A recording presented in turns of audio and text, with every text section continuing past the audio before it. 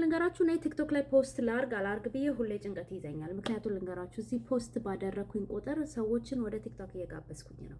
አይ ኖ ዳት በብዛት እዚህ አፕሊኬሽን ላይ ታይም ስፔንድ የምታደርጉ ከሆነ የፍሮንታል ሎብ ብሬን ማተራችሁን ሽሪንክ እያደረጋችሁት ነው የምትመጡት። ሶ ኢት hurts me to post on here ግን ዩቲዩብ ላይ ፖስት ሳደርግ ምናምን በብዛት ሰውን ሪች ማድረግ አልችልም። so it looks like I'm stuck to this platform which is the easiest one to get reach. so አንድ ነገር ልንገራችሁ እሱን በመጠቀም you guys don't spend a lot of your time on TikTok እዚህ ላይ ዝም ብላችሁ ቁጭ ብላችሁ scroll እያደረጋችሁ ብዙ time spend አታርጉ. trust me, this is not good for your mental health, it's not good for your brain in general.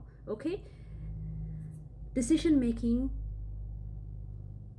happinessaችሁን ዶፓሚን ሌቭላችሁን በጣም መስ ያደረገው ነው. so instead of you wasting your time on TikTok, go on Coursera ላይ ገብታችሁ አዲስ ነገር ተማሩ. ሃርቫርድ ፍሪ ኦንላይን ኮርሶችን እየሰጠ ነው. so please do that instead.